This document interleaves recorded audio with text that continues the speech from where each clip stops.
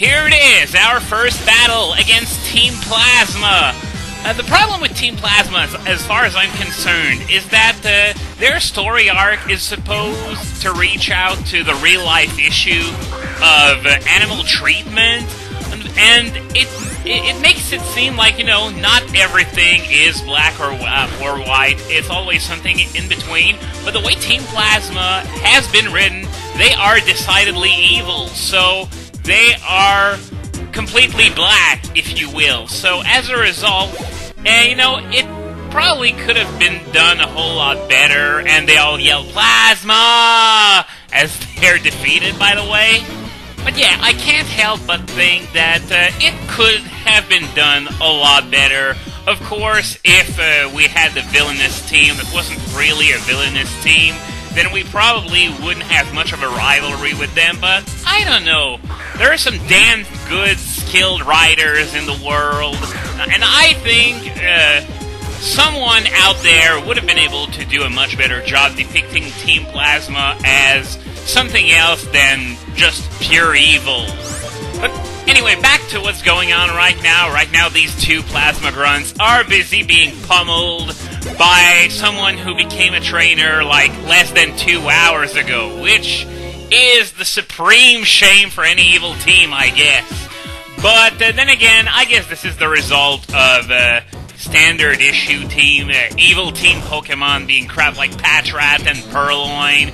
But apparently, even though we defeated them, they're not done quite yet. But here comes Getsis to, well, not really save the day, but, yeah, as you can tell, there's something horribly wrong with Getsis here.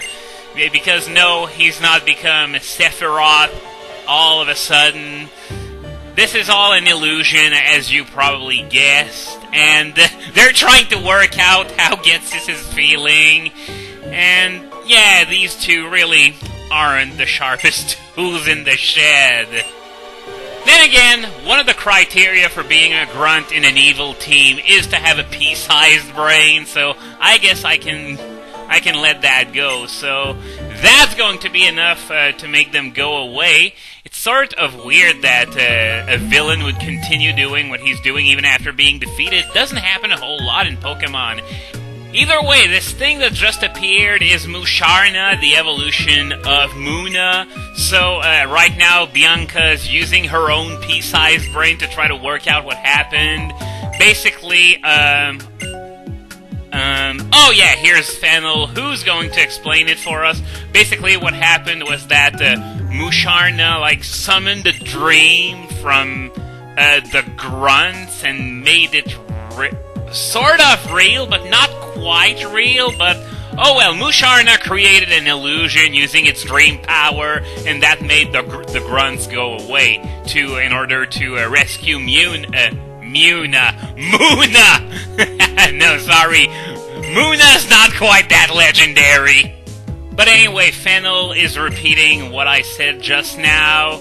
Musharna used making dreams into reality? Well, as I said, that Getsis there wasn't real, so was it real or... It's sort of real, but it's not really... Fuck that! Fuck that! My brain's about to shut down. It's about to have a blue screen of death.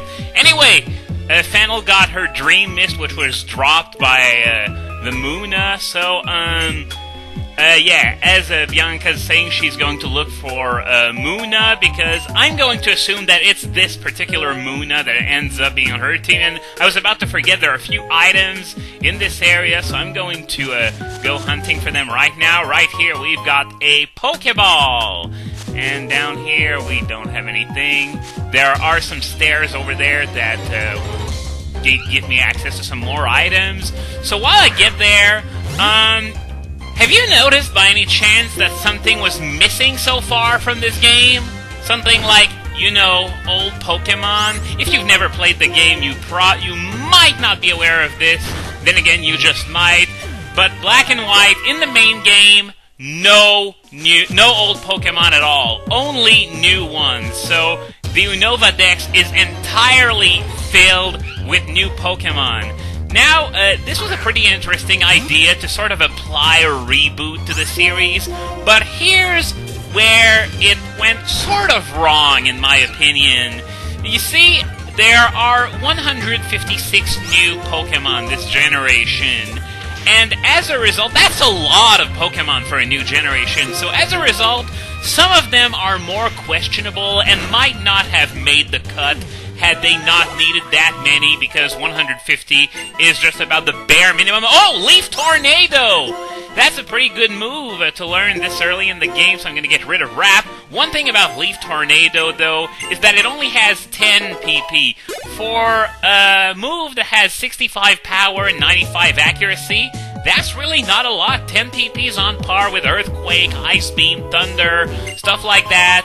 Anyway, we got a Repel, and I saw another item all the way over there, which is a potion. So yeah, as I was saying, there are several designs that made it into Generation 5 that might not have made the cut had they not been sort of desperate for some more designs. Stuff like, well, we all know of the Garbodor and Vanillux lines, you know, trash bags and ice cream cone Pokemon. Those, I will concede, are not so good. The problem is that many people seem to judge this entire batch of Pokemon based on only these two lines.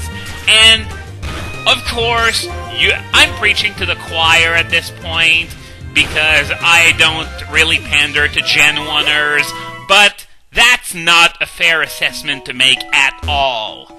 Anyway, I'm going to make my way back to Striaton now that I think I got everything. I can't help but thinking I missed something, but it's probably something that we can't access quite yet.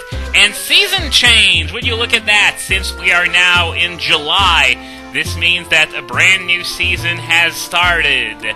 Of course, I don't have the time to elaborate on the seasons yet. That's something that I'm going to do when I have more time. For now, let's meet Fennel, who's obviously thrilled that she found some Dream Mist, so we're going to get our reward for going to the Dream Yard and helping her out. And our reward is the Sea Gear, which is the main use of the touchscreen in this game. What a waste of a perfectly good touchscreen. Of course, you can assign your touchscreen to do other things, like, for example, the dowsing machine, but this is the default function, and it's really pretty bleh. I'm not going to turn it on, considering I'm using an emulator, and I don't want the emulation to go apeshit, considering, of course, the emulator can't connect to the internet, so you're going to be staring at this bottom screen quite a lot, I'm afraid.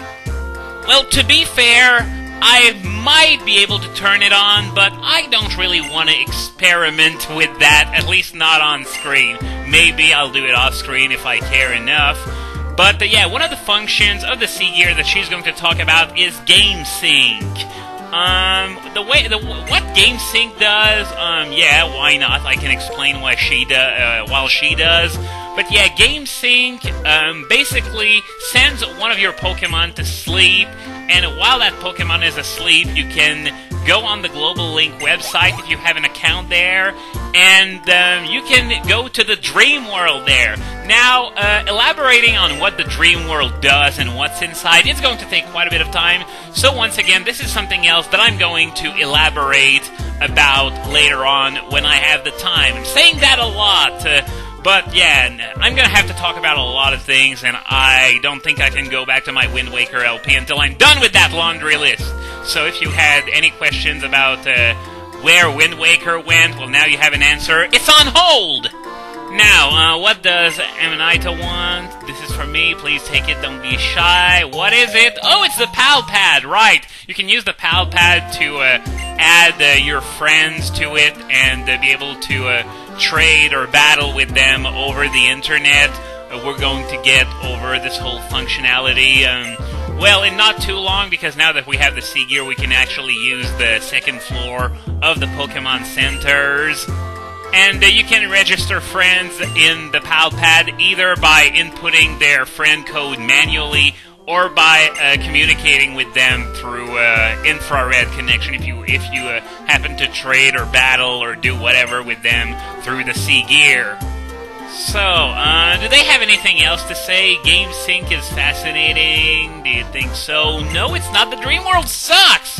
And wow, she's really raping that fourth wall hard in this, with talks about games and Nintendo and save files. This is nuts. I'll pass. It's probably things that we've already heard from her anyway. So let's head out and into the Pokémon Center. There are a couple things that I want to do in there, but before that, I'm reminded... Okay, it's that man over there. One of you guys reminded me that I could get a Dusk Ball in this city. You have to talk to this guy to get it. Dusk Balls are, in my opinion, the best kinds of ball in the game, because they work on every single kind of Pokemon. The only restriction is that it only works well at night or in caves. So if you're trying to catch a tough outdoors legendary or something, all you have to do is wait for the sun to go down, and suddenly you're going to have a much easier time. So now, over to the Pokemon Center. I'm going to buy a few Pokeballs. Oh, by the way, the selection vastly increased, the selection of items. We have status healing items, we have repels now. So I'm going to buy 10. Always buy 10, because if you do, you're going to have an extra Premier Ball as a bonus.